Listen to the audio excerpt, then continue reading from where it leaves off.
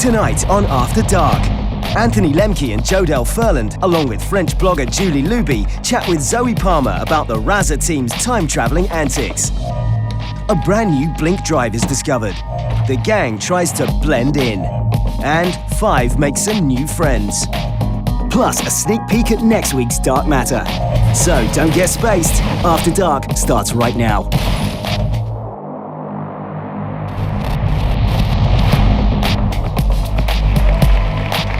Hi, everyone, and welcome to another episode of After Dark. I'm Zoie Palmer, and joining me tonight from the cast of Dark Matter, he's our dad for the day, 3, Anthony Lemke, and she's his goth girl daughter, 5, played by Jodelle Ferland. Hello, guys, welcome. And back with us is our French blogger extraordinaire, Julie Luby.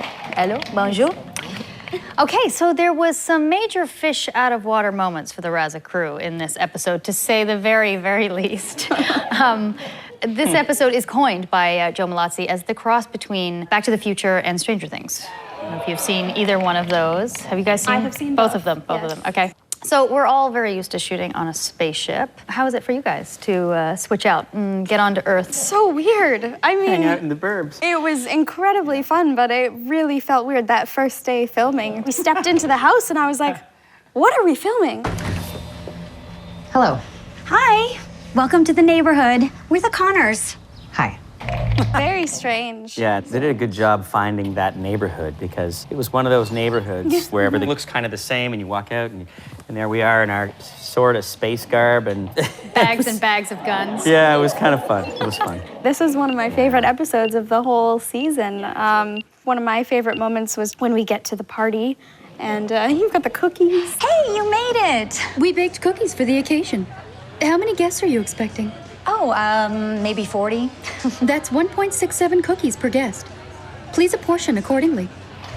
Trying. I remember doing the math in that scene going, I wonder if she actually does have that many cookies on Yeah, like plates. if this is a real thing. Yeah. You know, but they often do. They often will do that correctly. They're very, very good. They're very good at that stuff. Yeah. I have some questions. Okay. The Blink drive took the Raza crew 600 years into the past. So French fans want to know, will the crew travel in time again and maybe come to France? And in what era? A lot of the time when we end up somewhere, it's like we didn't really mean to go there, but we just kind of find ourselves going on all of these adventures. So we probably, I mean, we might end up on Earth again, but I don't know that we would do it on purpose considering that we almost didn't make it home. We almost never make it home, don't we? That's true. I mean, we're skin of our teeth most episodes, aren't we? But the question, I guess the question is, where would 5 be most interested to go? Oh, I don't know. I mean, obviously she's very interested in technology and all of that. I think she'd like to see, you know, some big technology being invented, like the start of it. Or even maybe before it was around. She could bring her technology knowledge to people before it existed. I mean, obviously that would create Be a all little sorts tech of hero. paradoxes, but how cool would she feel? Yeah. The Blink drive is the hottest ticket in any era. Let's see the real origin of the drive from the person that handled it in 2017. Building the Blink drive. My name is Lisa Wright, and I am the on-floor key prop person. This is the Blink drive, and the Blink drive is actually based, like the body of it is a contractor's clipboard. Took a couple of pieces off, had our builder custom cut these metal pieces and a couple that we've got on the back, just again to add that little bit of extra detail. And what makes the Blink drive work is this card, and this is the card that number 5 lifted way back before there even was a Dark Matter. You pop that one in, like so, and you turn the Blink drive on, and voila, it moves you around time and space.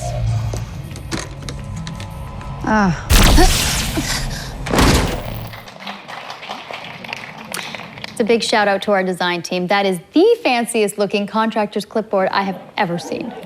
But total switch of topic.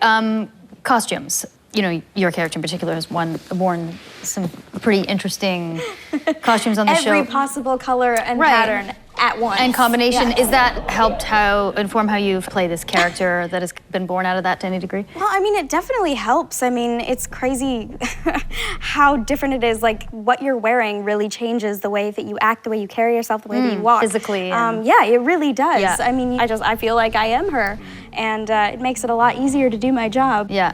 And, you know, almost opposite to that, your character has stayed fairly consistent. Do you want a goth look? Yeah, you want to jealous, goth, right? Listen, as an woman? actor, totally, it's fun to dress up, and it's one of the things that makes our career pretty cool. I think what is interesting about 3 is that he's reticent to change, so it made sense that he didn't. I mean, the truth is my garb is not all that far off from the 21st century garb. But what's interesting about 3's character is those boots I've worn in almost every single scene in 3 seasons, and with the exception of when I'm in my tux at the end of season 2.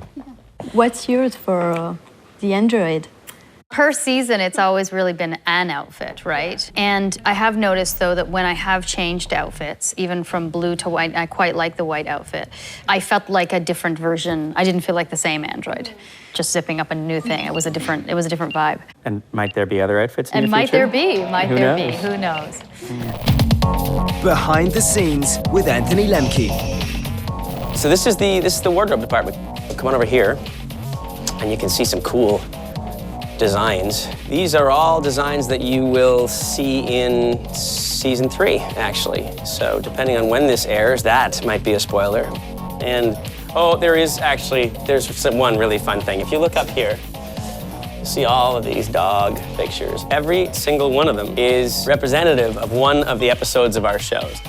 So come on in and focus on this one. That is the last episode of this season. It's behind me, isn't it? A little white dog with a shadowy black cat.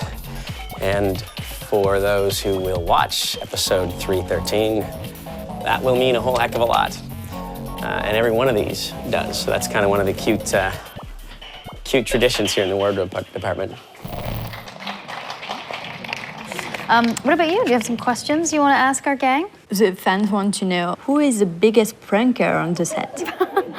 Alex, without a doubt. Yeah. Alex is the goofiest, and his pranks, generally speaking, involve your phone when you leave it on the chair there's and it always hasn't a picture locked on yet. your phone. Whoop, Yeah. and he'll get on the phone, he'll do something goofy and whatever. The amount and of he'll post it selfies to Yeah, he that takes I have selfies on with it. other Yeah, people's yeah. cell phone. Or we're just not a big before fan. action, he'll scream like, "This one's for Kelly Clarkson." Oh, he Yes. does And- that. yeah. Yes. Yeah. Yeah. We have a little clip Oh. to watch now. There was a tender moment between 3 and 2. Oh, great. And we're going to take a look at it. All right. Your hot chocolate's getting cold.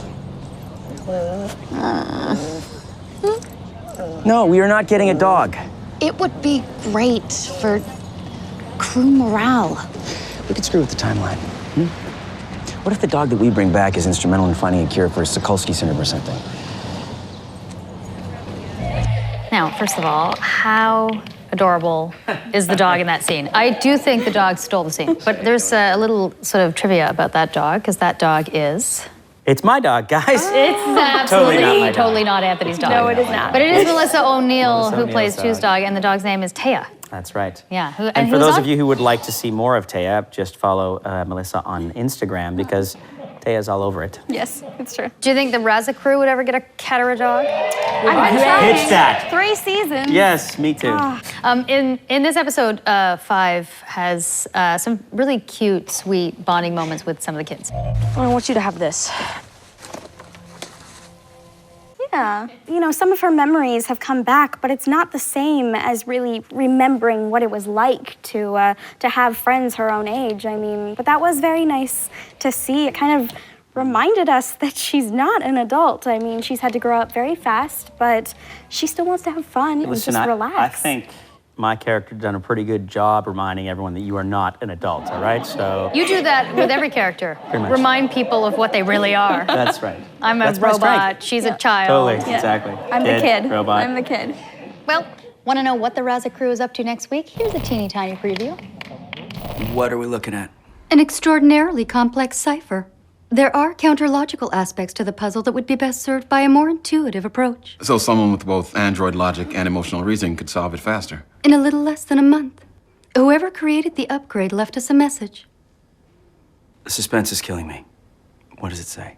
It was a set of coordinates and a single word.